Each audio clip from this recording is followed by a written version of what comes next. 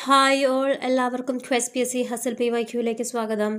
നമ്മളിന്ന് ഡിസ്കസ് ചെയ്യാൻ പോകുന്ന question paper code 89/2025 assistant president officer cum ഡ്രൈവറുടെ ക്വസ്റ്റ്യൻ ആണ്.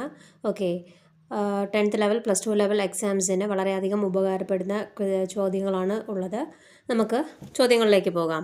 ആദ്യത്തെ ചോദ്യം: ഏത് വിഭാഗവുമായാണ് മാർത്താണ്ഡവർമ്മ 1741 കുളച്ചൽ യുദ്ധത്തിൽ ഏർപ്പെട്ടത്? ആരുമായിട്ടായിരുന്നു? ഓപ്ഷൻ സി, ഡച്ചുകാരുമായിട്ട്. ഓക്കെ, അപ്പം നമുക്ക് റിലേറ്റഡ് ഫാക്ട്സും കൂടെ നോക്കി പോയാലോ. പോർച്ചുഗീസുകാരുടെ കച്ചവട കുത്തകയെ വെല്ലുവിളിച്ചുകൊണ്ട് കേരളവുമായി വാണിജ്യബന്ധം സ്ഥാപിച്ച യൂറോപ്പിലെ പ്രൊട്ടസ്റ്റന്റ് ജനവിഭാഗമാണ് ഡച്ചുകാർ, അല്ലേ? ഡച്ചുകാർ ഇന്ത്യയിൽ എന്നാണ് അവർ വന്നത്? 1595 ഇന്ത്യയിൽ ഡച്ചുകാരെത്തുന്നത്. 1602 ഡച്ച് ഈസ്റ്റ് ഇന്ത്യ കമ്പനി സ്ഥാപിതമാകുന്നത്. ഇന്ത്യയിൽ രണ്ടാമതായി എത്തിയ യൂറോപ്യൻ ശക്തികളാണ് ഡച്ചുകാർ. ഓക്കെ, ഇന്ത്യയിൽ നിന്നും ആദ്യം തിരിച്ചു പോയതും ഡച്ചുകാർ തന്നെയാണ്. ഡച്ചുകാർ ഇന്ത്യയിലെ ആദ്യത്തെ ഫാക്ടറി സ്ഥാപിച്ചത് എവിടെയാണ്? മസൂലിപട്ടണത്താണ്, അല്ലേ? മസൂലിപട്ടണത്ത് 1605. ഇനി കോഴിക്കോട് സാമൂതിരിയുമായി ഉടമ്പടി ഉണ്ടാക്കിയ ഡച്ച് ഈസ്റ്റ് ഇന്ത്യ കമ്പനി പ്രതിനിധി ആരായിരുന്നു? സ്റ്റീവൻ വാൻഡർഹോഗ് ആയിരുന്നു, അല്ലേ? Steven van der Hagen. ഓക്കെ, 1604 നവംബർ 11 സാമൂതിരിയുമായിട്ട് കരാറുണ്ടാക്കിയത്. ഓക്കെ, ഡച്ചുകാരും ഇന്ത്യൻ ഭരണാധികാരിയും തമ്മിലുണ്ടാക്കുന്ന ആദ്യത്തെ കരാറായിരുന്നു ഇത്. ഇന്ത്യയിൽ നിന്നും പോർച്ചുഗീസുകാരെ പുറത്താക്കാനായിട്ട് ഡച്ചുകാരും സാമൂതിരിയും ചേർന്ന് നടത്തിയ ഉടമ്പടിയായിരുന്നു ഇത്. ഓക്കെ, ഈ ഉടമ്പടിയുടെ പിന്നിൽ എന്തായിരുന്നു? പോർച്ചുഗീസുകാരെ എങ്ങനെയെങ്കിലും പുറത്താക്കണം, അതിന് വേണ്ടിയിട്ട് സാമൂതിരി ഡച്ചുകാരുമായി ചേർന്ന് തയ്യാറാക്കിയ ഉടമ്പടിയായിരുന്നു ഏത്? ഈ ഉടമ്പടി 1604 തയ്യാറാക്കിയ ഉടമ്പടി. ഓക്കെ, ഇനി മാർത്താണ്ഡവർമ്മ എന്നായിരുന്നു ഡച്ചുകാരെ പരാജയപ്പെടുത്തിയത്? 1741 ഓഗസ്റ്റ് 10 കുളച്ചൽ യുദ്ധത്തിലാണ് പരാജയപ്പെടുത്തിയത്, അല്ലേ? ഇനി മാർത്താണ്ഡവർമ്മ 1753 ഡച്ചുകാരുമായിട്ട് ഏർപ്പെട്ട സന്ധി ഏതായിരുന്നു? മാവേലിക്കര സന്ധി. ഓക്കെ, അടുത്ത ചോദ്യം നോക്കിയേ. ചൈനയിലെ ലോങ് മാർച്ച് താഴെ പറയുന്നവയിൽ ആരുമായിട്ടാണ് ബന്ധപ്പെട്ടിരിക്കുന്നത്? ഓപ്ഷൻ ഡി, മാവോ സേതുങ് ആണ്, അല്ലേ? Mao Zedong. എന്തുവായിരുന്നു ലോങ് മാർച്ച്?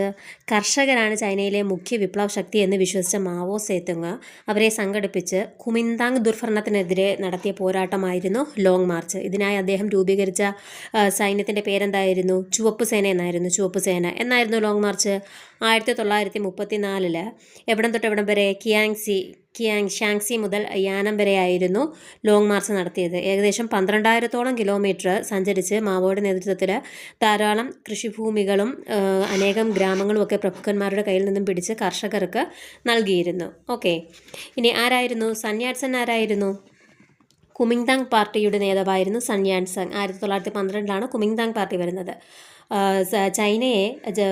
ചൈനീസ് റിപ്പബ്ലിക് ആക്കിയത് ആരുടെ നേതൃത്വത്തിലായിരുന്നു? സന്യാട്സന്റെ നേതൃത്വത്തിൽ 1912 ചൈനയെ ചൈനീസ് റിപ്പബ്ലിക് ആക്കിയത്. ഓക്കെ, ഇനി ചൈനയിൽ 1949 വന്നത് എന്തായിരുന്നു? ജനകീയ ചൈന റിപ്പബ്ലിക് ആയിരുന്നു വന്നത്. പീപ്പിൾസ് റിപ്പബ്ലിക് ഓഫ് ചൈന ആയിരുന്നു 1949 മാവോ സേതുങ്ങിൻ്റെ നേതൃത്വത്തിൽ വന്നത്, ഒക്ടോബർ 1.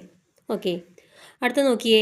വ്യാവസായിക വിപ്ലവത്തിന് നേതൃത്വം നൽകിയ യൂറോപ്യൻ രാജ്യം ഏത്? Option B, Britain. ഇനി ചോദ്യം 4. ഗാന്ധിജി പങ്കെടുത്ത വട്ടമേശ സമ്മേളനം ഏതായിരുന്നു ഗാന്ധിജി പങ്കെടുത്ത വട്ടമേശ സമ്മേളനം? 2ാം വട്ടമേശ സമ്മേളനമായിരുന്നു, അല്ലേ? ഓപ്ഷൻ ബി, 2ാം വട്ടമേശ സമ്മേളനം. 1931 ഗാന്ധി ഇർവിൻ ഉടമ്പടിയുമായി ബന്ധപ്പെട്ട് ഗാന്ധിജി ചില കാര്യങ്ങൾ അംഗീകരിച്ചിരുന്നു. അതിലൊന്നായിരുന്നു ഈ വട്ടമേശ സമ്മേളനത്തിൽ പങ്കെടുക്കാമെന്നുള്ളത്. ഓക്കെ, അപ്പം ഗാന്ധിജിയോട് പങ്കെടുത്ത മറ്റ് പ്രധാനപ്പെട്ട നേതാക്കൾ ആരൊക്കെ ആയിരുന്നു? BR അംബേദ്കർ ഉണ്ടായിരുന്നു, സരോജിനി നായിഡു ഉണ്ടായിരുന്നു, പിന്നെ നാട്ടുരാജ്യങ്ങളെ പ്രതിനിധീകരിച്ചുകൊണ്ട് സർദാർ KM പണിക്കർ ഉണ്ടായിരുന്നു, അല്ലേ? ഇനി ഗാന്ധിജിയുടെ ഉപദേശകനായിരുന്ന വ്യക്തി ആരായിരുന്നു? മദൻ മോഹൻ മാളവ്യയായിരുന്നു ഗാന്ധിജിയുടെ ഉപദേശകനായിരുന്ന വ്യക്തി. ഓക്കെ, ഇനി 2ാം വട്ടമേശ സമ്മേളനത്തിൽ പങ്കെടുത്തപ്പോൾ ഗാന്ധിജിയെ അർദ്ധനഗ്നനായ ഫക്കീർ എന്ന് വിശേഷിപ്പിച്ചത് ആരായിരുന്നു?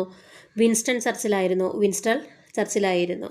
ഓക്കെ, ഇനി ബ്രിട്ടീഷുകാർ ഇന്ത്യ വിട്ടുപോകാതെ വർഗീയ പ്രശ്നം പരിഹരിക്കാൻ സാധിക്കില്ല എന്ന ഗാന്ധിജിയുടെ പ്രഖ്യാപനം രണ്ടാം വട്ടമേശ സമ്മേളനത്തിൻ്റെ പരാജയത്തിലേക്ക് നയിച്ചു. എന്തായിരുന്നു? ബ്രിട്ടീഷുകാർ ഇന്ത്യ വിട്ടുപോകാതെ വർഗീയ പ്രശ്നം പരിഹരിക്കാൻ സാധിക്കില്ല എന്ന ഗാന്ധിജിയുടെ പ്രഖ്യാപനം രണ്ടാം വട്ടമേശ സമ്മേളനത്തിൻ്റെ പരാജയത്തിലേക്ക് നയിച്ചു. ഇനി രണ്ടാം വട്ടമേശ സമ്മേളനം കഴിഞ്ഞ് നിയമലംഘന സമരം പുനരാരംഭിച്ചായിരുന്നു. എന്നായിരുന്നത്? 1932 ജനുവരി 3-നായിരുന്നു. 1932 ജനുവരി 3-ന് സിവിൽ നിയമലംഘന സമരം പുനരാരംഭിച്ചായിരുന്നു. ഓക്കെ, ഇനി അടുത്ത ചോദ്യം നോക്കിയേ. മറക്കാന ഫുട്ബോൾ സ്റ്റേഡിയം ഏത് രാജ്യത്താണ് സ്ഥിതി ചെയ്യുന്നത്? ഏത് രാജ്യത്താണ്? ഓപ്ഷൻ സി ബ്രസീലാണ്. ബ്രസീൽ. ചോദ്യം 6. താഴെ പറയുന്നവയിൽ ശരിയായ പ്രസ്താവനകൾ ഏതെല്ലാം? ഓപ്ഷൻ സി 2, 3, 4 എന്നിവയാണ് ശരി. ആദ്യത്തെ സ്റ്റേറ്റ്മെൻറ്റ് തെറ്റാണ്. എന്തുകൊണ്ടാണ്? ശിലകളെക്കുറിച്ചുള്ള പഠനത്തിനെ പെട്രോളജി എന്നാണ് അറിയപ്പെടുന്നത്. പെഡോളജി എന്താണ്? മണ്ണിനെക്കുറിച്ചുള്ള പഠനമാണ് പെഡോളജി. ശിലകളെക്കുറിച്ചുള്ള പഠനം എന്താണ്? പെട്രോളജി. ഓക്കെ, ഇനി ബാക്കി സ്റ്റേറ്റ്മെൻറ്റ് കറക്റ്റാണ്. സമുദ്രങ്ങളുടെ അടിത്തട്ടിലുള്ള ഭൂവൽക്കത്തിന് വൻകരകളിലെ ഭൂവൽക്കത്തിനേക്കാൾ കട്ടി കുറവാണ്. എന്താണ്? സമുദ്രങ്ങളുടെ അടിത്തട്ടിലുള്ള ഭൂവൽക്കത്തിന് വൻകരകളിലെ ഭൂവൽക്കത്തിനേക്കാൾ കട്ടി കുറവാണ്. അത് കറക്റ്റാണ്. ട്രോപ്പോസ്ഫിയറിൽ ഉയരം കൂടുന്തോറും ഊഷ്മാവ് കുറയുന്നു. ഇനി സൗരവികിരണങ്ങൾക്ക് ഭൗമവികിരണങ്ങളെക്കാൾ തരംഗദൈർഘ്യം കുറവാണ്. ഓക്കെ, അടുത്ത ചോദ്യം നോക്കിയേ. താഴെ പറയുന്നവയിൽ തെറ്റായ പ്രസ്താവനകൾ ഏതൊക്കെയാണ്? 1, 2, 3 എന്നിവ. കറക്റ്റായിട്ടുള്ള പ്രസ്താവനകൾ നോക്കാം. ഓപ്ഷൻ 4 കറക്റ്റാണ്. കൊൽക്കത്ത നഗരം ഹൂഗ്ലി നദിയുടെ തീരത്ത് സ്ഥിതി ചെയ്യുന്നു. ബാക്കി എന്താ നോക്കിയേ.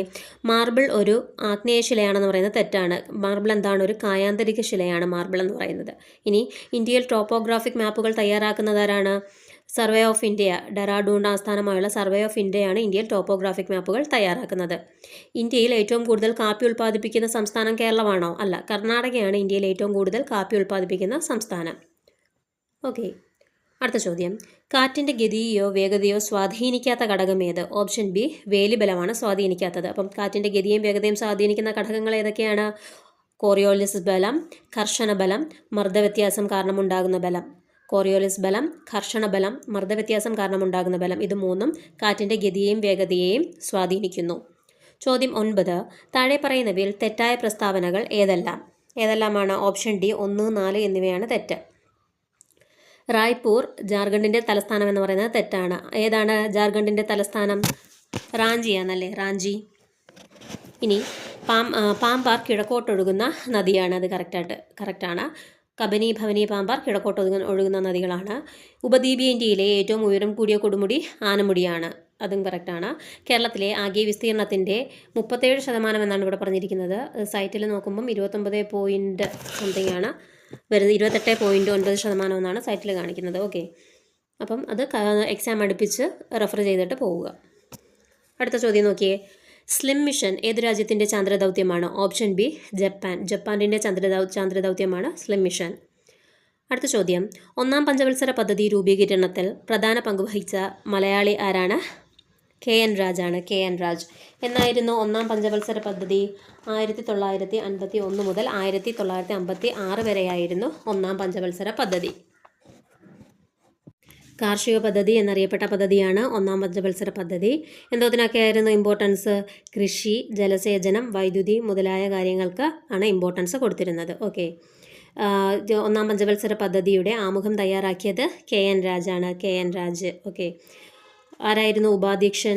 ഗുൽസർലാൽ നന്ദയായിരുന്നു 1-ാം പഞ്ചവത്സര പദ്ധതിയുടെ അധ്യക്ഷൻ. Community development program, national extension scheme ഒക്കെ വന്നത് 1-ാം പഞ്ചവത്സര പദ്ധതി കാലത്താണ്. UGC സ്ഥാപിതമായത്, IITs സ്ഥാപിതമായി, എയിംസ് സ്ഥാപിതമായി, തോട്ടപ്പള്ളി സ്പിൽവേ, മുതലിയാർ കമ്മീഷൻ മുതലായവയൊക്കെ വന്നത് 1-ാം പഞ്ചവത്സര പദ്ധതി കാലഘട്ടത്തിലാണ്. 2.1 ആയിരുന്നു വളർച്ച ശതമാനം കണക്കാക്കിയിരുന്നത്. 3.6% നേടാനായി. ഓക്കെ, അടുത്ത ചോദ്യം. കാർഷിക മേഖലാ വികസനം, ചെറുകിട കുടിൽ വ്യവസായങ്ങളുടെ വികസനം, കൈത്തൊഴിൽ വികസനം തുടങ്ങിയവ ലക്ഷ്യമാക്കി 1982 നിലവിൽ വന്ന സ്ഥാപനം ഏതാണ്? ഓപ്ഷൻ സി നബാർഡാണ്. National bank for agricultural and rural development. 1982 July 12 Sivaraman കമ്മിറ്റിയുടെ നിർദ്ദേശപ്രകാരമാണ് നബാർഡ് സ്ഥാപിതമായത്. ഓക്കെ, അടുത്ത ചോദ്യം. ദാരിദ്ര്യ നിർമ്മാർജ്ജനം, ജോലിക്ക് കൂലി ഭക്ഷണം, നീതി എന്നിവ മുഖ്യ ലക്ഷ്യങ്ങളായ പഞ്ചവത്സര പദ്ധതി ഏതാണ്?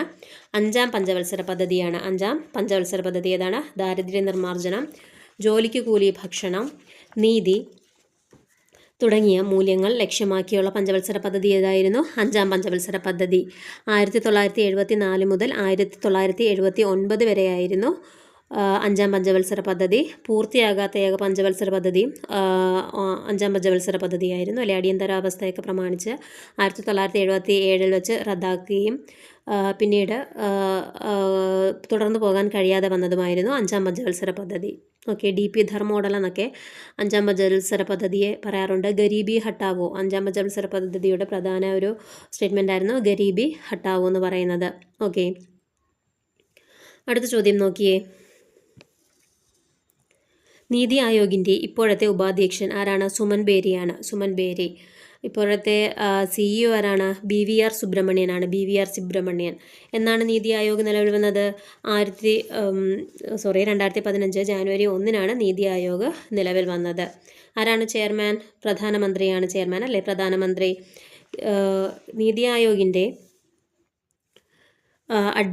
നീതി ആയോഗിൻ്റെ അഡ്വൈസറി ബോഡിയിൽ ആരൊക്കെയാണുള്ളത്? പ്രധാനമന്ത്രിയും പ്രധാനമന്ത്രി നിർദ്ദേശിക്കുന്ന വൈസ് ചെയർമാനും കാണാം. ഗവൺമെൻറ് കൗൺസിലിൽ എല്ലാ സംസ്ഥാനങ്ങളുടെയും മുഖ്യമന്ത്രിമാരും കേന്ദ്രഭരണ പ്രദേശത്തെ ലഫ്റ്റനൻറ്റ് ഗവർണർമാരും ഉണ്ടാകാറുണ്ട്. അഡ്ഹോക്ക് അംഗത്വമുള്ളത് 2 പേർക്കാണ്. യൂണിവേഴ്സിറ്റികളിൽ പ്രഗത്ഭരായ 2 പേർക്ക്, യൂണിവേഴ്സിറ്റി പരിജ്ഞാനമുള്ള യൂണിവേഴ്സിറ്റി ഉദ്യോഗസ്ഥരായ 2 പാർട്ട് ടൈം അഡ്ഹോക്ക് അംഗങ്ങൾ കാണാറുണ്ട്.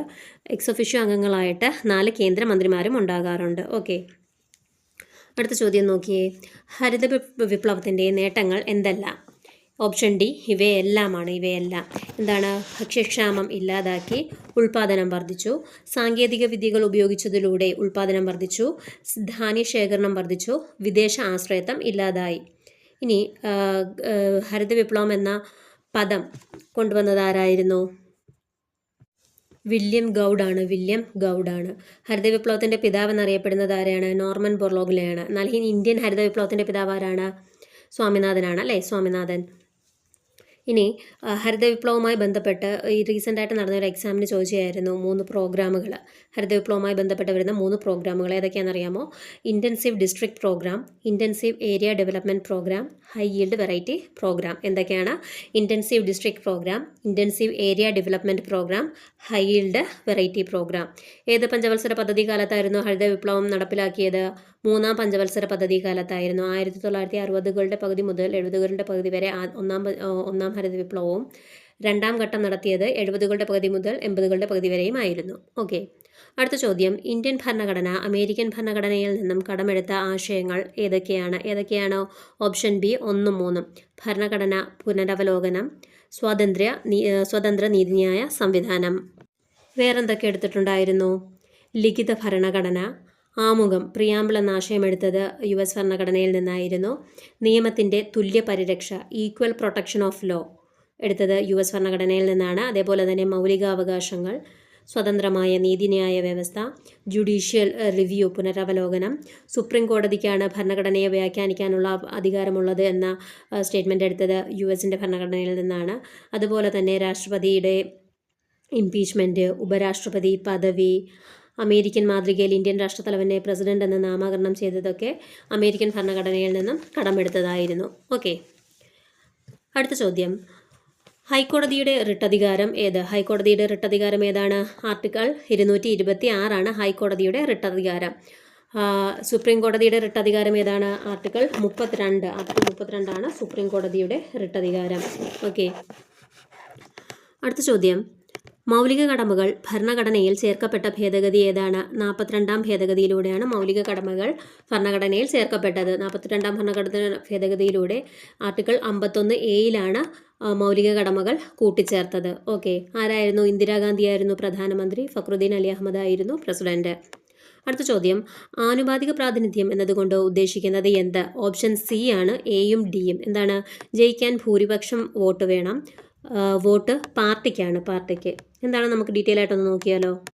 ഇലക്ഷൻ 2 തരത്തിലാണ് നമ്മൾ നടപ്പിലാക്കുന്നത് അല്ലേ. ഒന്ന് കേവല ഭൂരിപക്ഷ വ്യവസ്ഥയും 2 ആനുപാതിക പ്രാതിനിധ്യ വ്യവസ്ഥയുമാണ് അല്ലേ. കേവല ഭൂരിപക്ഷ വ്യവസ്ഥ അഥവാ first pass the post system എന്ന് പറയും അല്ലേ. അതിലെങ്ങനെയാണ്? എങ്ങനെയാണ് കണക്കാക്കുന്നത്? ഓരോ സംസ്ഥാനങ്ങളെയും ഓരോ സ്ഥലങ്ങളെയും വ്യത്യസ്ത നിയോജക മണ്ഡലങ്ങളായിട്ട് തിരിക്കും അല്ലേ? എന്നിട്ട് വോട്ടിൻ്റെ എണ്ണത്തിൻ്റെ അടിസ്ഥാനത്തിലാണ് വിജയിയെ കണക്കാക്കുന്നത്. റെപ്രസെൻറ്റേറ്റീവിന് എത്ര വോട്ട് കിട്ടി, അതിൻ്റെ അടിസ്ഥാനത്തിലാണ് വിജയികളെ കണ്ടെത്തുന്നത്. കൂടുതൽ വോട്ട് കിട്ടിയവരാണ് വിജയികൾ, അവർക്ക് സീറ്റ് കിട്ടും. ഇതിനെ പ്ലൂറാലിറ്റി മെത്തേഡ് എന്നും പ്ലൂറാലിറ്റി സിസ്റ്റം അഥവാ ഡയറക്റ്റ് ഇലക്ഷൻ എന്നും പറയുന്നു. എന്നാൽ എന്താണ് ആനുപാതിക പ്രാതിനിധ്യ വ്യവസ്ഥ? ഈ രാജ്യത്തെ തന്നെ ഒരു നിയോജക മണ്ഡലമായിട്ടാണ് കണക്കാക്കുന്നത്. ഓക്കെ, വോട്ട് ചെയ്യുന്നത് വ്യക്തിക്ക് വേണ്ടിയിട്ടല്ല, പാർട്ടിക്ക് വേണ്ടിയിട്ടാണ് വോട്ട് ചെയ്യുന്നത്. അപ്പം അതുകൊണ്ട് തന്നെ ഇത്ര ശതമാനം വോട്ട് വേണമെന്നുണ്ട്, ഒരു പ്രൊപ്പോർഷൻ ഉണ്ട്. ഇത്ര ശതമാനം വോട്ട് കിട്ടിയാൽ മാത്രമേ ആ പാർട്ടി ജയിക്കത്തുള്ളൂ, ആ സീറ്റ് കിട്ടത്തുള്ളൂ ആ പാർട്ടിക്ക്. ഓക്കെ, അപ്പം അതാണ് ഇത് തമ്മിലുള്ള വ്യത്യാസം. അപ്പം രാജ്യസഭാ ഇലക്ഷനും ഉപരാഷ്ട്രപതിയുടെയും രാഷ്ട്രപതിയുടെയൊക്കെ തിരഞ്ഞെടുപ്പ് നടക്കുന്നത് ഈ ആനുപാതിക പ്രാതിനിധ്യ വ്യവസ്ഥയാണ്. എന്നാൽ നമ്മളെ നിയമസഭാ തിരഞ്ഞെടുപ്പൊക്കെ നടക്കുന്നത് എന്താണ്? കേവല ഭൂരിപക്ഷ വ്യവസ്ഥയിലാണ്. ഓക്കെ, അടുത്ത ചോദ്യം നോക്കിയേ. കൺകറന്റ് ലിസ്റ്റിൽ പെടാത്തത് താഴെ പറയുന്നവയിൽ ഏതൊക്കെയാണ്? Option B 2ഉം 3ഉമാണ്. 2ഉം 3ഉം എന്താണ്? പൊതുജനാരോഗ്യവും മൃഗസംരക്ഷണവും ഏത് ലിസ്റ്റിലാണ് വരുന്നത്? സ്റ്റേറ്റ് ലിസ്റ്റിൽ വരുന്ന കാര്യങ്ങളാണല്ലേ പൊതുജനാരോഗ്യം, മൃഗസംരക്ഷണവും. ഇനി കൺകറന്റ് ലിസ്റ്റിൽ വരുന്ന കുറച്ച് കാര്യങ്ങൾ നമുക്ക് നോക്കിയാലോ. വനം, വിദ്യാഭ്യാസം, അളവ് തൂക്കം, വന്യമൃഗങ്ങൾ, ഓക്കെ, ഇവയൊക്കെ എവിടെയാണ് വരുന്നത്? കൺകറന്റ് ലിസ്റ്റിലാണ് വരുന്നത്. അതുപോലെ തന്നെ വില നിയന്ത്രണം, വിവാഹമോചനം, പത്രം, പുസ്തകം, അച്ചടിശാല, ഓക്കെ, മായം ചേർക്കൽ, ദത്തെടുക്കൽ, ഇതൊക്കെ വരുന്നത് കൺകറന്റ് ലിസ്റ്റിലാണ്. സ്റ്റേറ്റ് ലിസ്റ്റിലാണെങ്കിലോ പോലീസ്, തദ്ദേശ ഭരണം, പൊതുജനാരോഗ്യം, കൃഷി, ഫിഷറീസ്, പഞ്ചായത്ത് രാജ്, ജയില്, മദ്യം തുടങ്ങിയ കാര്യങ്ങളൊക്കെ വരുന്നത് എവിടെയാണ്? സ്റ്റേറ്റ് ലിസ്റ്റിലാണ്. ഓക്കെ, അടുത്ത ക്വസ്റ്റ്യൻ ഡിലീറ്റഡ് ആണ്. ചോദ്യം 22. 2024 റിപ്പബ്ലിക് ദിന പരേഡിൻ്റെ തീം എന്താണ്? ഓപ്ഷൻ സി ആണ്, ഇന്ത്യ ജനാധിപത്യത്തിൻ്റെ മാതാവ്. അടുത്ത ചോദ്യം, 1975 ദേശീയ അടിയന്തരാവസ്ഥ പ്രഖ്യാപിച്ചപ്പോൾ കേരളത്തിലെ മുഖ്യമന്ത്രി താഴെ പറയുന്നവരിൽ ആരായിരുന്നു? സി അച്യുതമേനോൻ. രണ്ടാം അടിയന്തരാവസ്ഥയായിരുന്നു 1975 നിലനിന്നിരുന്നത്. എന്ന് മുതലായിരുന്നു രണ്ടാം അടിയന്തരാവസ്ഥ പ്രഖ്യാപിച്ചത്? 1971 ഡിസംബർ 1 മുതൽ 77 മാർച്ച് വരെ നീണ്ടു നിന്നതായിരുന്നു രണ്ടാം അടിയന്തരാവസ്ഥ. അതായത് മൂന്നാം അടിയന്തരാവസ്ഥയും രണ്ടാം അടിയന്തരാവസ്ഥയും ഒന്നിച്ചാണ് റദ്ദാക്കിയത്. ഓക്കെ, അപ്പം ഇൻഡോ പാക് യുദ്ധം കാരണമായിരുന്നു രണ്ടാം അടിയന്തരാവസ്ഥ പ്രഖ്യാപിച്ചത്. പ്രസിഡന്റ് വി ഗിരിയായിരുന്നു, പ്രധാനമന്ത്രി ഇന്ദിരാഗാന്ധിയുമായിരുന്നു, ജഗ്ജീവൻ റാം ആയിരുന്നു പ്രതിരോധ മന്ത്രി. ഓക്കെ, രണ്ടാമത്തെ അടിയന്തരാവസ്ഥ റദ്ദ് ചെയ്തതെന്നാണ്? 1977 മാർച്ച് 21 റദ്ദ് ചെയ്തത്. 1971 മാർച്ച് 3 രണ്ടാം അടിയന്തരാവസ്ഥ പ്രഖ്യാപിച്ചത്. റദ്ദ് ചെയ്തത് 1977 മാർച്ച് 21 മൂന്നാം അടിയന്തരാവസ്ഥയുടെ കൂടെ റദ്ദാക്കിയതിനൊപ്പമാണ് റദ്ദാക്കിയത്. രണ്ടാമത്തെ അടിയന്തരാവസ്ഥ റദ്ദ് ചെയ്തത് ആരാണ്? BD ജെട്ടി ആയിരുന്നു. BD jetty. ഓക്കെ, കേരളത്തിൽ രണ്ടാം അടിയന്തരാവസ്ഥ കാലത്തിൽ ആരായിരുന്നു? സി അച്യുതമേനോനായിരുന്നു മുഖ്യമന്ത്രി. കേരളത്തിൽ ഇതുവരെ 7 തവണ അടിയന്തരാവസ്ഥ പ്രഖ്യാപിച്ചിട്ടുണ്ട്. ഇനി ഇന്ത്യയിൽ സാമ്പത്തിക അടിയന്തരാവസ്ഥ ഇതുവരെ പ്രഖ്യാപിച്ചിട്ടില്ല. ഓക്കെ, അടിയന്തരാവസ്ഥ എന്തൊക്കെ കാരണമാണ് പ്രഖ്യാപിക്കുന്നത്? യുദ്ധം, ആഭ്യന്തര കലാപം, സായുധ വിപ്ലവം, ഇത് 3 കാരണമാണ് അടിയന്തരാവസ്ഥ പ്രഖ്യാപിക്കുന്നത്. ഓക്കെ, അടുത്ത ചോദ്യം, കുടുംബശ്രീ സംവിധാനത്തിലെ മധ്യതലമായ ADS ഭരണസമിതിയിലെ ആകെ അംഗങ്ങൾ എത്രയാണ്? ബി 11. എന്താണ് കുടുംബശ്രീയുടെ മോട്ടോ? എന്താണ്? ഒന്നായി മുന്നേറാം. സ്റ്റേറ്റ് പോവർട്ടി റാഡിക്കൽ മിഷന്റെ കീഴിലാണ് കുടുംബശ്രീ സ്ഥാപിതമായത്. 1998 മലപ്പുറത്താണ് ആദ്യമായിട്ട് സ്ഥാപിതമായത്. ഓക്കെ, അടുത്ത ചോദ്യം, 2024 ഫെബ്രുവരി രാജ്യത്തെ ആദ്യ സമ്പൂർണ്ണ ഡിജിറ്റൽ സാക്ഷരതാ നിയോജക മണ്ഡലമായി പ്രഖ്യാപിക്കപ്പെട്ടത് ഏതാണ്? Option B Taliparamba. സമ്പൂർണ്ണ ഡിജിറ്റൽ സാക്ഷരതാ ജില്ലയായി പ്രഖ്യാപിച്ചത് കോട്ടയം. ഇത് സമ്പൂർണ്ണ ഡിജിറ്റൽ സാക്ഷരതാ നിയോജക മണ്ഡലമാണ് തളിപ്പറമ്പ്. ഓക്കെ, അടുത്ത ചോദ്യം, ഇപ്പോഴത്തെ കേരള സഭ ഡെപ്യൂട്ടി സ്പീക്കർ ആരാണ്? Option C Chittayam Gopakumar. Speaker ആരാണ്? MN ഷംസീർ ആണ്. ചോദ്യം 27. ചുവടെ കൊടുത്തിരിക്കുന്നവയിൽ ഫംഗസ് മൂലമുണ്ടാകുന്ന രോഗം എന്താണ്? ഓപ്ഷൻ സി വട്ടച്ചൊറി. ഓക്കെ, മന്ത് ഫൈലേറിയൽ വിര കാരണമാണ് മന്ത് രോഗം ഉണ്ടാകുന്നത്. മലേറിയ പ്രോട്ടോസോവ ഡിസീസാണ്. ന്യൂമോണിയ ആണെങ്കിലോ ബാക്ടീരിയ ഡിസീസാണ്. ചോദ്യം 28. പേശി പ്രവർത്തനങ്ങൾ ഏകോപിപ്പിച്ച് ശരീര തുലനനില പാലിക്കാൻ സഹായിക്കുന്ന തലച്ചോറിൻ്റെ ഭാഗം ഏതാണ്? സെറിബെല്ലമാണ് പേശി പ്രവർത്തനങ്ങൾ ഏകോപിപ്പിച്ച് ശരീര തുലനനില പാലിക്കാൻ സഹായിക്കുന്ന തലച്ചോറിൻ്റെ ഭാഗം. മസ്തിഷ്കത്തിലെ രണ്ടാമത്തെ വലിയ ഭാഗമാണ് സെറിബെല്ലം. ലിറ്റിൽ ബ്രെയിൻ എന്നൊക്കെ അറിയപ്പെടുന്നത് എന്തിനാണ്? സെറിബെല്ലത്തെയാണ്. സെറിബെല്ലത്തിൻ്റെ ഉപരിതലത്തിൽ ധാരാളം ചുളിവുകൾ കാണപ്പെടുന്നുണ്ട്. കൂടുതൽ ന്യൂറോണുകൾ ഉൾക്കൊള്ളുന്നതിന് വേണ്ടിയാണ് ഈ കൂടുതൽ ചുളിവുകൾ കാണപ്പെടുന്നത്. ലിറ്റിൽ ബ്രെയിൻ എന്നറിയപ്പെടുന്നത് സെറിബെല്ലമാണ്. സെറിബ്രത്തിന് താഴെ 2 ദളങ്ങളിലായിട്ടാണ് സെറിബെല്ലം കാണപ്പെടുന്നത്. ഓക്കെ, സെറിബ്രത്തിന് താഴെ 2 ദളങ്ങളിലായിട്ടാണ് സെറിബെല്ലം കാണപ്പെടുന്നത്. ശരീരത്തിൻ്റെ തുലനാവസ്ഥയെ നിയന്ത്രിക്കുന്ന പ്രധാനപ്പെട്ട മസ്തിഷ്ക ഭാഗമാണ് സെറിബെല്ലം. ഓക്കെ, മദ്യം ബാധിക്കുന്ന ശരീരത്തിൻ്റെ ഭാഗം ഏതാണ്? സെറിബെല്ലമാണ്. സെറിബെല്ലം. അടുത്ത ചോദ്യം, റെറ്റിനോൾ എന്ന പേരിൽ അറിയപ്പെടുന്ന വിറ്റാമിൻ ഏതാണ്? ഓപ്ഷൻ ബി വിറ്റാമിൻ എ ആണ്. വിറ്റാമിൻ എ ആണ് റെറ്റിനോൾ എന്നറിയപ്പെടുന്നത്. വിറ്റാമിൻ കെ എന്താണ്? ഫിലോക്വിനോൻ ആണ് അല്ലേ? ഫിലോക്വിനോൻ. വിറ്റാമിൻ ഡി ആണെങ്കിൽ കാൽസിഫെറോൾ. വിറ്റാമിൻ ഇ ആണെങ്കിൽ ടോക്കോഫെറോൾ. ഓക്കെ, ചോദ്യം 30, AI അധിഷ്ഠിത real time forest alert system ആരംഭിച്ച ആദ്യ സംസ്ഥാനം ഏതാണ്? Option C Madhya Pradesh. AI അധിഷ്ഠിത real time forest alert system ആരംഭിച്ച ആദ്യ സംസ്ഥാനം ഏതാണ്? മധ്യപ്രദേശാണ്. മധ്യപ്രദേശ്. അടുത്ത ചോദ്യം, ഒരു ഗ്ലാസ് ദണ്ട് സിൽക്ക് കൊണ്ടുരസിയാൽ അത് എന്ത് സംഭവിക്കുമെന്നാണ് ചോദിച്ചേക്കുന്നത്. എന്ത് ചെയ്യുന്നു? സിൽക്കിന് ഇലക്ട്രോൺ നൽകുന്നു. ഒരു ഗ്ലാസ് ദണ്ട് സിൽക്ക് കൊണ്ടുരസിയാൽ അത് സിൽക്കിന് ഇലക്ട്രോൺ നൽകുന്നു. അടുത്ത ചോദ്യം, ഭ്രമണചലനത്തിൽ ബലത്തിനോട് തുല്യമായത് എന്താണ്? Option D torque. ഭ്രമണചലനത്തിൽ ബലത്തിനോട് തുല്യമായത് എന്താണ്? ടോർക്ക്. ചോദ്യം 33, ഏറ്റവും ഉയർന്ന വിശിഷ്ട താപധാരിതയുള്ള പദാർത്ഥത്തിൻ്റെ പേരെന്താണ്? ജലമാണ്. ജലം അല്ലേ? സ്പെസിഫിക് ഹീറ്റ് കപ്പാസിറ്റി കൂടിയ സബ്സ്റ്റൻസ് ഏതാണ്? ജലമാണ്. ജലം. എന്താണ് വിശിഷ്ട താപധാരിത? ഒരു വസ്തുവിൻ്റെ യൂണിറ്റ് മാസിൻ്റെ താപനില 1 ഡിഗ്രി സെൽഷ്യസ് അഥവാ 1 കെൽവിൻ ഉയർത്താൻ ആവശ്യമായ താപത്തിൻ്റെ അളവാണ് വിശിഷ്ട താപധാരിത. എന്താണ്? ഒരു വസ്തുവിൻ്റെ യൂണിറ്റ് മാസിൻ്റെ താപനില 1 ഡിഗ്രി സെൽഷ്യസ് അഥവാ 1 കെൽവിൻ ഉയർത്താൻ ആവശ്യമായ താപത്തിൻ്റെ അളവാണ് വിശിഷ്ട താപധാരിത. അപ്പം വിശിഷ്ട താപധാരിത ഏറ്റവും കൂടുതലുള്ള പദാർത്ഥം ഏതാണ്? ജലമാണ്. ജലം. അടുത്ത ചോദ്യം, ഹൈഡ്രജൻ സ്പെക്ട്രത്തിലെ ലൈമൻ ശ്രേണി കാണപ്പെടുന്ന മേഖല ഏതാണ്? ഓപ്ഷൻ എ അൾട്രാവയലറ്റ് മേഖലയാണ്. അൾട്രാവയലറ്റ് മേഖല. ഹൈഡ്രജൻ സ്പെക്ട്രത്തിലെ ലൈമൻ ശ്രേണി കാണപ്പെടുന്നത് ഓപ്ഷൻ എ അൾട്രാവയലറ്റ് മേഖല. ചോദ്യം 35, അമ്ലം എന്നാൽ ഹൈഡ്രജൻ അയോൺ ദാതാവ് ആണ് എന്ന ആശയം മുന്നോട്ട് വെച്ച ശാസ്ത്രജ്ഞനാരാണ്? ഓപ്ഷൻ ബി അരീനിയസ് ആണ്. അരീനിയസ്. അമ്ലം എന്നാൽ ഹൈഡ്രജൻ അയോൺ ദാതാവ് എന്ന ആശയം മുന്നോട്ട് വെച്ച ശാസ്ത്രജ്ഞനാരാണ്? അരീനിയസ് ആണ്. അരീനിയസ്.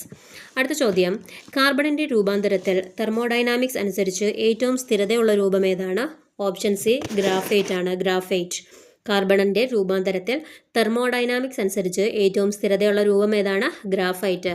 ചോദ്യം 37, കേരളത്തിലെ സാമൂഹിക രാഷ്ട്രീയ രംഗത്തെ പ്രശസ്ത കലാകാരി നിലമ്പൂർ ആയിഷയ്ക്ക് ലഭിച്ച അവാർഡുകൾ ഏതെല്ലാം? ഓപ്ഷൻ ബി 1, 3, 4 ആണ്. 1 SL പുരം സദാനന്ദൻ അവാർഡ് ലഭിച്ചു.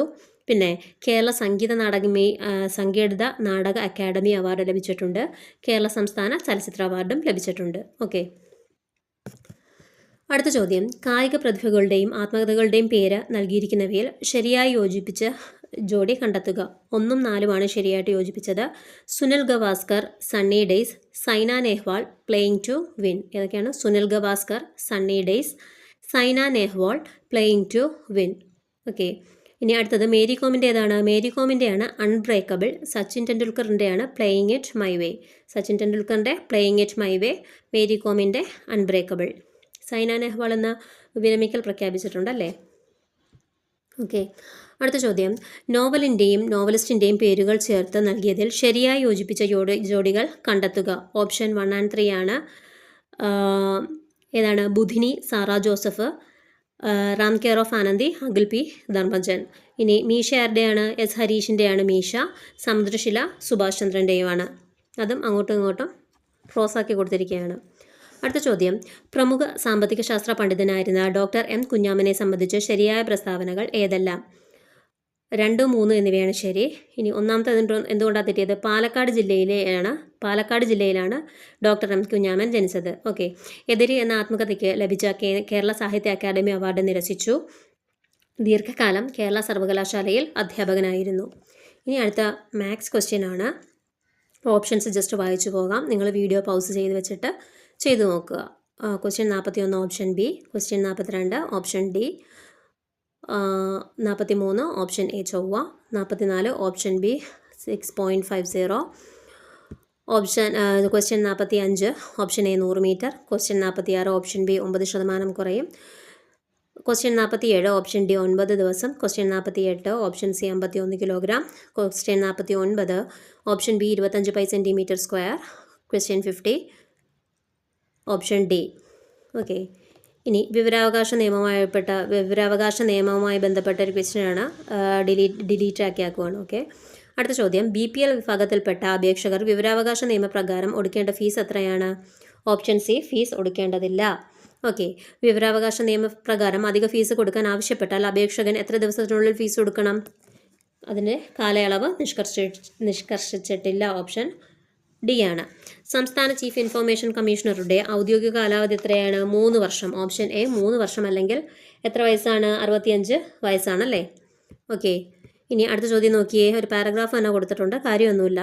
വിവരാവകാശ നിയമപ്രകാരമുള്ള അപേക്ഷ സ്വീകരിക്കുന്നതിന് വിസമ്മതിക്കുകയോ നിർദ്ദേശിച്ചിട്ടുള്ള സമയപരിധിയിൽ വിവരം നൽകാതിരിക്കുകയോ അഥവാ അപേക്ഷ ഉത്തമ വിശ്വാസമില്ലാതെ നിഷേധിക്കുകയോ അഥവാ അറിഞ്ഞുകൊണ്ട് തെറ്റായതും അപൂർണമായതും തെറ്റിദ്ധരിപ്പിക്കുന്നതുമായ വിവരങ്ങൾ നൽകുകയോ ഏതെങ്കിലും തരത്തിൽ വിവരം നൽകുന്നതിനെ തടസ്സപ്പെടുത്തുകയോ ചെയ്യുന്ന ഉദ്യോഗസ്ഥർക്ക് നിയമപ്രകാരം പരമാവധി ചുമത്തപ്പെടുന്ന പിഴ സംഖ്യ എത്രയാണ് എന്നാണ് ചോദ്യം. ഓക്കെ, വിവരാവകാശം കറക്റ്റിന് ആൻസർ കൊടുത്തില്ല എങ്കിൽ എത്രയാണ് ഫൈൻ എന്നാണ് ചോദിച്ചിരിക്കുന്നത്. എന്താണ്? ഓപ്ഷൻ സി 25,000 രൂപയാണ്. ഓക്കെ, ഇനി എന്നാണ് കേന്ദ്ര വിവരാവകാശ കമ്മീഷൻ സ്ഥാപിതമായതെന്നാണ്? 2005 ഒക്ടോബർ 12 കേന്ദ്ര വിവരാവകാശ കമ്മീഷൻ സ്ഥാപിതമായത്. സംസ്ഥാന വിവരാവകാശ കമ്മീഷൻ ആണെങ്കിലോ 2005 ഡിസംബർ 19 സ്ഥാപിതമായത്. 2 കമ്മീഷനുകളിലും ചെയർമാനെ കൂടാതെ 10-ൽ കവിയാത്ത അംഗങ്ങളുമാണ് വേണ്ടത്. അതായത് മിനിമം 10 അംഗങ്ങളെ ആകാവൂ. ചെയർമാനും 10 അംഗങ്ങളും, മാക്സിമം 11 പേര് മാത്രമേ ആകാവുകയുള്ളൂ. കേന്ദ്ര വിവരാവകാശ കമ്മീഷനെ നിയമിക്കുന്നതാരാണ്? രാഷ്ട്രപതിയാണ്. സംസ്ഥാനത്തിൻ്റെ ആണെങ്കിൽ ഗവർണറാണ്. ഓക്കെ, റിപ്പോർട്ട് നൽകുന്നത് കേന്ദ്രത്തിലാണ് റിപ്പോർട്ട് നൽകുന്നത്. സംസ്ഥാനത്തിൻ്റെ റിപ്പോർട്ടാണെങ്കിൽ സംസ്ഥാന സർക്കാരിനുമാണ് നൽകുന്നത്. ഇനി ഇവരെ റിമൂവ് ചെയ്യുന്നത് കേന്ദ്രത്തിൽ പ്രസിഡന്റും സംസ്ഥാനത്ത് ഗവർണറുമാണ് റിമൂവ് ചെയ്യുന്നത്. ആരാണ് ആദ്യത്തെ മുഖ്യ വിവരാവകാശ കമ്മീഷണർ? വജാഹത്ത് ഹബീബുള്ളയാണ് ആദ്യത്തെ കേന്ദ്ര മുഖ്യ വിവരാവകാശ കമ്മീഷണർ. ഇപ്പോഴത്തെ ആരാണ്? രാജ്കുമാർ ഗോയലാണ്. ഓക്കെ, സംസ്ഥാനത്തെ ആണെങ്കിലോ സംസ്ഥാനത്തെ ആദ്യത്തെ മുഖ്യ വിവരാവകാശ കമ്മീഷണർ പാലാട്ട് മോഹൻദാസ് ആണ്. ഇപ്പോഴത്തെ ജസ്റ്റിസ് വി ഹരിനായരാണ്. ഓക്കെ, അടുത്ത ചോദ്യം, സാർവദേശീയ മനുഷ്യാവകാശ ദിനം എന്നാണ്? ഡിസംബർ 10 സാർവദേശീയ മനുഷ്യാവകാശ ദിനം. 57 ദേശീയ മനുഷ്യാവകാശ കമ്മീഷൻ ചെയർപേഴ്സണായി നിയമിക്കപ്പെടുന്ന വ്യക്തിയുടെ ഔദ്യോഗിക കാലാവധി എത്രയാണ്? ഓപ്ഷൻ എ 3 വർഷമാണ്. 3 വർഷം. എന്നാണ് മനുഷ്യാവകാശ കമ്മീഷൻ സ്ഥാപിതമായത്? കേന്ദ്ര മനുഷ്യാവകാശ കമ്മീഷനാണെങ്കിൽ 1993 ഒക്ടോബർ 12 സംസ്ഥാന മനുഷ്യാവകാശ കമ്മീഷനാണെങ്കിൽ 1998 ഡിസംബർ 11 സ്ഥാപിതമായത്. കേന്ദ്ര മനുഷ്യാവകാശ കമ്മീഷനിൽ 6 ചെയർമാനും മറ്റ് 5 അംഗങ്ങളും, മൊത്തത്തിൽ 6 പേരാണുള്ളത്. സംസ്ഥാന മനുഷ്യാവകാശ കമ്മീഷനാണെങ്കിൽ നേരെ പകുതി മതി, 3 പേര് മതി, 3 പേരേ ഉള്ളൂ. ഓക്കെ, ഇനി നീക്കം ചെയ്യുന്നത് ആരാണ്? രാഷ്ട്രപതിയാണ് നീക്കം ചെയ്യുന്നത്. ഓക്കെ, ഇനി അടുത്ത ചോദ്യം നോക്കേ. കസ്റ്റഡി മരണങ്ങൾ അസിസ്റ്റൻറ്റ് പ്രസൻറ്റ് ഓഫീസറുമായിട്ട് ബന്ധപ്പെട്ട ക്വസ്റ്റ്യൻ ആയതുകൊണ്ട് തന്നെ ഇനി സ്പെഷ്യൽ ടോപ്പിക്കുമായിട്ട് ബന്ധപ്പെട്ട കുറച്ച് ക്വസ്റ്റ്യൻസൊക്കെയാണ്. സ്പെഷ്യൽ ടോപ്പിക്കായിട്ട് ബന്ധപ്പെട്ടതും പിന്നെ സൈക്കോളജിയൊക്കെ ആയിട്ട് ബന്ധപ്പെട്ട കുറച്ച് ക്വസ്റ്റ്യൻസാണ്. നമുക്ക് ജനറൽ PSCക്ക് ആവശ്യമായിട്ടുള്ള ഇത്രയും ക്വസ്റ്റ്യൻസേ ഉള്ളൂ. ഓക്കെ, അപ്പം നിങ്ങൾക്ക് വീഡിയോ ഇഷ്ടപ്പെടുന്നുണ്ടെങ്കിൽ ലൈക്ക് ചെയ്യുക. കൂടുതൽ വീഡിയോകൾ ലഭിക്കുന്നതിനായിട്ട് സബ്സ്ക്രൈബ് ചെയ്യുക. ഓക്കെ, നമ്മുടെ ചാനലിൽ ന്യൂ SCRT ക്ലാസ്സസും പ്രൊവൈഡ് ചെയ്യുന്നുണ്ട്. 5th standard basic science complete ആയിട്ടുണ്ട്. സോഷ്യൽ സയൻസ് സ്റ്റാർട്ട് ആയിട്ടുണ്ട്. കണ്ടിട്ടില്ലാത്തവർ പ്ലേലിസ്റ്റ് കയറി ചെക്ക് ചെയ്ത് നോക്കുക. ഓക്കെ, ഞാൻ എൻ്റെ സ്ക്രീനിലും ഡിസ്ക്രിപ്ഷനിലും ഐ ബട്ടണിലും കൊടുത്തേക്കാം പ്ലേലിസ്റ്റ്. കണ്ടിട്ടില്ലാത്തവർ കയറി കണ്ടു നോക്കണം കേട്ടോ, നിങ്ങൾക്ക് തീർച്ചയായിട്ടും ഉപകാരപ്പെടും. അപ്പം ബാക്കിയുള്ള ക്വസ്റ്റ്യൻസ് ഞാൻ ഈ എക്സാംസ് ചെയ്യുന്നവർക്ക് വേണ്ടിയിട്ട് ബാക്കിയുള്ള ക്വസ്റ്റ്യൻസ് ഞാൻ ജസ്റ്റ് വായിച്ചു പോകുന്നുണ്ട്. അപ്പം ബാക്കി നോക്കിയേ. കസ്റ്റഡി മരണങ്ങൾ ഡാഷ് മണിക്കൂറിനുള്ളിൽ മനുഷ്യാവകാശ കമ്മീഷൻ്റെ മുമ്പാകെ ബന്ധപ്പെട്ട ഏജൻസികൾക്ക് റിപ്പോർട്ട് ചെയ്യണം. എത്രയാണ്? ഓപ്ഷൻ ബി 24 മണിക്കൂർ. ചോദ്യം 59 നെൽസൺ മണ്ടേല റൂൾ എന്ന് ഇപ്പോൾ അറിയപ്പെടുന്ന പ്രമാണം ഏതാണ്? Option A 1955 standard minimum rules for treatment of prisoners ആണ്. ചോദ്യം 60 മനുഷ്യാവകാശ ലംഘനവുമായി ആരോപിക്കപ്പെടുന്ന മനുഷ്യാവകാശ ലംഘനമാകുന്നതായി ആരോപിക്കപ്പെടുന്ന പ്രവൃത്തി ചെയ്ത തീയതി മുതൽ എത്ര വർഷം കഴിഞ്ഞ ശേഷം ഒരു സംഗതിയും കമ്മീഷനോ സംസ്ഥാന കമ്മീഷനോ അന്വേഷണ വിചാരണ നടത്തുവാൻ പാടുള്ളതല്ല. എത്രയാണ്? 1 വർഷം കഴിഞ്ഞിട്ടുള്ളതാണ്. ചോദ്യം 61. കേരള സംസ്ഥാനം രൂപം കൊണ്ട ശേഷം ആരംഭിച്ച സെൻട്രൽ ജയിൽ എവിടെയാണ്? ഓപ്ഷൻ സി തവനൂരാണ്. തവനൂർ. അടുത്ത ക്വസ്റ്റ്യൻ ഡിലീറ്റഡ് ആണ്. ചോദ്യം 63. ജയിൽ ഉദ്യോഗസ്ഥർക്ക് അടിസ്ഥാന പരിശീലനം നൽകുന്നതിന് കേരളത്തിൽ സ്ഥാപിച്ചിട്ടുള്ള സംസ്ഥാനം ഏതാണ്? State institute of correctional administration ആണ്. State institute of correctional administration. ചോദ്യം 64. കേരള സംസ്ഥാനത്തിലെ ജയിൽ വകുപ്പ് മേധാവിയുടെ തസ്തികയുടെ പേരെന്താണ്? Director general of prisons and correctional services. ചോദ്യം 65. തടവിൽ കഴിയുന്ന അമ്മമാരോടൊപ്പം പാർപ്പിക്കുവാൻ സാധിക്കുന്ന കുട്ടികളുടെ പ്രായപരിധി എത്രയാണ്? ഓപ്ഷൻ ബി 6 വയസ്സ്. മനോവിശ്ലേഷണം എന്ന മനഃശാസ്ത്ര സിദ്ധാന്തം ആരുമായി ബന്ധപ്പെട്ടിരിക്കുന്നു? Option D Freud. ദൈനംദിന സാഹചര്യങ്ങളെക്കുറിച്ചുള്ള തീവ്രവും അമിതവുമായ ആശങ്കയും ഭയവും താഴെ കൊടുത്തിരിക്കുന്നവയിൽ ഏത് അവസ്ഥയുടെ ലക്ഷണമാണ്? ഓപ്ഷൻ ബി ഉത്കണ്ഠ, ആങ്സൈറ്റിയുടെ ലക്ഷണമാണ്. ചോദ്യം 68. ബുദ്ധി ബഹുമുഖ സിദ്ധാന്തം മൾട്ടിപ്പിൾ ഇൻ്റലിജൻസ് തിയറി ആരാണ് അവതരിപ്പിച്ചത്? ഓപ്ഷൻ എ ഗാർഡനർ ആണ്. ഗാർഡനർ. ചോദ്യം 69. അക്രമോത്സുകത നിരീക്ഷണം വഴി പഠിക്കുന്നു എന്ന പരീക്ഷണത്തിലൂടെ സ്ഥാപിച്ച മനഃശാസ്ത്ര സൈദ്ധാന്തികൻ ആര്? Option A Bandura. ചോദ്യം 70. താഴെ കൊടുത്തിരിക്കുന്നവയിൽ ആന്തരിക അഭിപ്രേരണ ഏതിൽപ്പെടുന്നു? Intrinsic motivation. ഡി ആത്മസംതൃപ്തിയാണ്. ആത്മസംതൃപ്തി. ചോദ്യം 71. ഗുരുതര പരിക്കിനെ തുടർന്ന് മരണസാധ്യത തടയുന്നതിനായി ചികിത്സ സമയബന്ധിതമായി ലഭിക്കുന്നതിന് അപകടം നടന്നു കഴിഞ്ഞ ഉടനെയുള്ള 1 മണിക്കൂർ സമയം വളരെ പ്രധാനമാണ്. ഈ മണിക്കൂർ അറിയപ്പെടുന്നത് എന്താണ്? ഓപ്ഷൻ ബി സുവർണ മണിക്കൂർ എന്നാണ് അറിയപ്പെടുന്നത്. അടുത്ത ചോദ്യം. ആൾക്കാരെയോ ചരക്കോ കൊണ്ടുപോകുന്നതിനായി ഒരു മോട്ടോർ വാഹനത്തിൽ ഘടിപ്പിച്ച് വലിച്ചുകൊണ്ടുപോകുന്ന കുറഞ്ഞ 2 ചക്രങ്ങളിലുമുള്ള സ്വയം പ്രൊപ്പൽഷൻ ഇല്ലാത്ത ഒരു റോഡ് വാഹനം ഏത് കാറ്റഗറിയിൽ പെടുന്നു? കാറ്റഗറി ടിയിലാണ് പെടുന്നത്. Option A category T. Assistant president officer cum ഡ്രൈവറുടെ എക്സാം ആയതുകൊണ്ടാണ് ഇത്തരത്തിലുള്ള ചോദ്യങ്ങൾ. ഓക്കെ. അടുത്ത ചോദ്യം. ട്രാൻസ്പോർട്ട് വാഹനം ഓടിക്കുന്നതിനുള്ള കുറഞ്ഞ പ്രായപരിധി എത്രയാണ്? Option C 20. ഡ്രൈവിംഗ് ലൈസൻസ് പുതുക്കുന്നതിൻ്റെ ഫോം 1A നൽകേണ്ടി വരുന്നത്? ഓപ്ഷൻ ഡി 1 and 3 ആണ്. എന്താണ്? ട്രാൻസ്പോർട്ട് വാഹനം ഓടിക്കുന്നതിനുള്ള ഡ്രൈവിംഗ് ലൈസൻസ് പുതുക്കുമ്പോൾ അപേക്ഷകന് 40 വയസ്സ് പൂർത്തിയായിട്ടുണ്ടെങ്കിൽ. അടുത്ത ചോദ്യം. കേരള മോട്ടോർ വാഹന റൂൾസ് 1989 ലൈസൻസിംഗ് അതോറിറ്റി ഒരു ഡ്രൈവറുടെ ഡ്രൈവിംഗ് ലൈസൻസ് അയോഗ്യത കൽപ്പിക്കുന്നതുമായി ബന്ധപ്പെട്ട റൂൾ എവിടെ പറയുന്നു? Option B rule 19 19. ഓക്കെ. ഒരു കോൺട്രാക്ട് കാരിയേജ് വാഹനത്തിൻ്റെ പെർമിറ്റ് കാലാവധി എത്രയാണ്? ഓപ്ഷൻ സി 5 വർഷം. 6 വർഷം പഴക്കമുള്ള ഒരു ട്രാൻസ്പോർട്ട് വാഹനത്തിന് ലഭിക്കുന്ന ഫിറ്റ്നസ് സർട്ടിഫിക്കറ്റിൻ്റെ കാലാവധി എത്രയാണ്? ഓപ്ഷൻ എ 2 വർഷം. അടുത്ത ചോദ്യം. മോട്ടോർ വാഹന ഡ്രൈവിംഗ് റെഗുലേഷൻ 2017 റൂൾ 3 എന്തുമായി ബന്ധപ്പെട്ടതാണ്? മറ്റ് റോഡ് ഉപയോക്താക്കളുടെയും പൊതുജനങ്ങളുടെയും ഉള്ള ഒരു ഡ്രൈവറുടെ കടമയാണ്. ഓക്കെ. അടുത്ത ചോദ്യം. പരസ്പരം കടന്നു പോകാൻ അസൗകര്യമുള്ള മൗണ്ടൻ റോഡുകളിലെയും കുത്തനെയുള്ള റോഡുകളിലെയും ഒരു വാഹനം കയറി വരുമ്പോൾ ഇറങ്ങുന്ന വാഹനത്തിൻ്റെ ഡ്രൈവർ തൻ്റെ വാഹനം എന്ത് ചെയ്യണം? 1 and 3 ആണ്. ഇടതുവശം ചേർത്ത് ഒതുക്കി നിർത്തണം. കയറി വരുന്ന വാഹനത്തെ ആദ്യം കയറ്റിവിടേണ്ടതാണ്. ഓക്കെ. അടുത്ത ചോദ്യം. 2 ചക്രത്തിൽ കൂടുതലുള്ള ഒരു വാഹനം റോഡിൽ തടസ്സമാകുന്ന രീതിയിൽ ബ്രേക്ക് ഡൗൺ ആയാൽ ചെയ്യേണ്ട മുൻകരുതൽ എന്തെല്ലാമാണ്? മേൽ പറഞ്ഞവയെല്ലാമാണ്. ഹസാർഡ് വാർണിംഗ് ലൈറ്റുകൾ ഉടൻ തന്നെ പ്രവർത്തിപ്പിക്കണം. ഹൈവേയിലോ മേജർ റോഡുകളിലോ ആണെങ്കിൽ വാഹനത്തിൻ്റെ 50 മീറ്റർ പിന്നിലായി റിഫ്ലക്റ്റീവ് ട്രാഫിക് വാർണിംഗ് ട്രയാങ്കിൾ വെച്ചിരിക്കണം. വാഹനം കിടക്കുന്നത് വളവിലാണെങ്കിൽ വളവിന് മുന്നിലായി റിഫ്ലക്റ്റീവ് ട്രാഫിക് വാർണിംഗ് ട്രയാങ്കിൾ വെച്ചിരിക്കണം. ഓക്കെ. അടുത്ത ചോദ്യം. താഴെ പറയുന്നവയിൽ ഹാൻഡ് കൺട്രോൾ ഏതെല്ലാം? 1 and 4 ആണ്. വൈപ്പറും ഇഗ്നിഷനും. ഒരു ഡ്രൈവർക്ക് ഉണ്ടാകേണ്ട ഉത്തരവാദിത്തങ്ങൾ എന്തെല്ലാം? 1 and 4 ആണ്. പിന്നെയും മറ്റു റോഡ് ഉപയോക്താക്കളുടെ സുരക്ഷയെക്കുറിച്ചുള്ള മുൻകരുതൽ ഡിഫെൻസിങ് ഡ്രൈവിംഗ്. ചോദ്യം 83. താഴെ പറയുന്നവയിൽ ഏത് വാഹനത്തിലാണ് റോഡിൽ മുൻഗണന നൽകേണ്ടത്? ഓപ്ഷൻ സി ആംബുലൻസിന്. താഴെ പറയുന്നവയിൽ ഏതെല്ലാമാണ് ഡിഫെൻസീവ് ഡ്രൈവിംഗ് ടെക്നിക്കുകൾ? ഓപ്ഷൻ ഡി ഇവയെല്ലാം എന്തൊക്കെയാണ്? Judgement, anticipation, escape route. ചോദ്യം 85. MSM എന്നാൽ എന്താണ്? Mirror signal manoeuvre. എന്താണ്? Mirror signal manoeuvre. അടുത്ത ചോദ്യം. കേരളത്തിലെ 4 വരിയില്ലാത്ത സ്റ്റേറ്റ് ഹൈവേ റോഡുകളിൽ ഒരു ചരക്ക് വാഹനത്തിന് നിയമപരമായി സഞ്ചരിക്കാൻ കഴിയുന്ന പരമാവധി വേഗത എത്രയാണ്? ഓപ്ഷൻ സി മണിക്കൂറിൽ 65 കിലോമീറ്റർ. അടുത്ത ചോദ്യം. ലോഡ് ഉൾപ്പെടെ ഒരു വാഹനത്തിന് അനുവദനീയമായ ഭാരം? ഓപ്ഷൻ ഡി ഗ്രോസ് വെഹിക്കിൾ ഭാരം. ചോദ്യം 88. റോഡ് അപകടം സംഭവിച്ചാൽ എത്ര സമയത്തിനകം ഏറ്റവും അടുത്തുള്ള പോലീസ് സ്റ്റേഷനിൽ അറിയിക്കണം? ഓപ്ഷൻ എ 24 മണിക്കൂർ. ജംഗ്ഷനുകളിൽ ചുവപ്പ് ട്രാഫിക് ലൈറ്റ് തെളിഞ്ഞാൽ വാഹനം എവിടെ നിർത്തണം? ഓപ്ഷൻ ബി സ്റ്റോപ്പ് ലൈനിന് മുമ്പായിട്ട് നിർത്തണം. അടുത്ത ചോദ്യം. പ്രായപൂർത്തിയാകാത്ത ഒരു വ്യക്തി ഡ്രൈവിംഗ് ലൈസൻസ് കരസ്ഥമാക്കാതെ പൊതുസ്ഥലത്ത് മോട്ടോർ വാഹനം ഡ്രൈവ് ചെയ്താൽ വാഹന ഉടമ രക്ഷകർത്താവ് നൽകേണ്ട പിഴത്തുക എത്രയാണ്? ഓപ്ഷൻ ഡി 25,000 രൂപയാണ്. ഓക്കെ, അടുത്ത ചോദ്യം, ചുവടെയുള്ള വാക്യങ്ങളിൽ തെറ്റായത് ഏത്?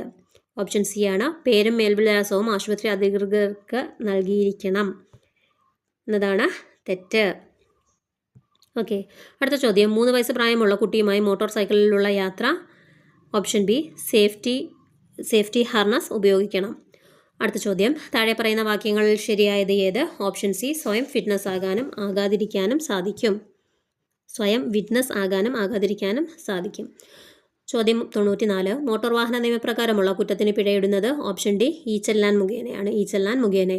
95, വാഹനത്തിൻ്റെ രേഖകൾ പിടിച്ചെടുക്കാൻ അധികാരപ്പെട്ട ഉദ്യോഗസ്ഥൻ ആരാണ്? ഓപ്ഷൻ എ, ബി, സി 3 പേരുണ്ട് അല്ലേ? പോലീസ് ഓഫീസർ, AMVI ആൻഡ് സംസ്ഥാന സർക്കാർ നിയോഗിച്ച ഉദ്യോഗസ്ഥൻ. 96, വാഹനത്തിൽ ഫാസ്ടാഗ് പതിക്കേണ്ടത് എവിടെയാണ്? ഓപ്ഷൻ എ, വിൻഡ് സ്ക്രീനിൽ. 97, സ്പീഡ് ഗവർണർ ആവശ്യമില്ലാത്ത വാഹനങ്ങൾ ഏത്? ഓപ്ഷൻ ഡി, ഫയർ ടെൻഡർ, കാറ്ററി സൈക്കിൾ, ആംബുലൻസ്. അടുത്ത ചോദ്യം, ഒരു മോട്ടോർ വാഹനത്തിൽ നിന്ന് പുറപ്പെടുവിക്കാവുന്ന പരമാവധി ശബ്ദത്തിൻ്റെ നിയന്ത്രണം. ഡി, എല്ലാ മോട്ടോർ വാഹനത്തിനും ബാധകമാണ്. 99, ഹസാർഡസ് ഗുഡ്സ് വാഹനത്തിൽ ഉണ്ടായിരിക്കേണ്ടത് എന്തെല്ലാം? Option B, fire extinguisher, emergency information panel, VLTD. 100, hazardous goods vehicle വാഹനങ്ങളിൽ ക്ലാസ് ലേബലിൻ്റെ വലിപ്പം എത്രയാണ്? 250 mm² ആണ്. 250 mm². ഓക്കെ, അപ്പം ഇത്രയുമായിരുന്നു ക്വസ്റ്റ്യൻ പേപ്പർ. അതിൽ ലാസ്റ്റ് ഭാഗത്ത് വന്നത് സ്പെഷ്യൽ ടോപ്പിക്കുമായിട്ട് ബന്ധപ്പെട്ട ക്വസ്റ്റ്യൻസ് ആണ്. ഓക്കെ, അപ്പം നിങ്ങൾക്ക് ഉപകാരപ്പെട്ടു എന്ന് വിചാരിക്കുന്നു. അപ്പം വീഡിയോ ഇഷ്ടമായെങ്കിൽ നിങ്ങൾ ലൈക്ക് ചെയ്യുക. ഓക്കെ, ക്വസ്റ്റ്യൻ പേപ്പർ റിലേറ്റഡ് ഫാക്ട്സുമായിട്ട് ഇനിയും അടുത്ത വീഡിയോകളുടനെ വരുന്നതായിരിക്കും. SCRT വീഡിയോസ് കണ്ടിട്ടില്ലാത്തവർ SCRT ക്ലാസ്സസും കയറി കണ്ടു നോക്കുക. ഡിഗ്രി ലെവൽ എക്സാംസിൻ്റെ PYQ ഡിസ്കഷൻ്റെ പ്രത്യേകം പ്ലേലിസ്റ്റ് കൊടുത്തിട്ടുണ്ട്. അത് കാണാത്തവർ അതുമൊക്കെ കയറി ഒന്ന് കണ്ടു നോക്കുക. നിങ്ങൾ ചാനലൊന്ന് സബ്സ്ക്രൈബ് ചെയ്ത് സപ്പോർട്ട് ചെയ്യുക. Okay, thank you all.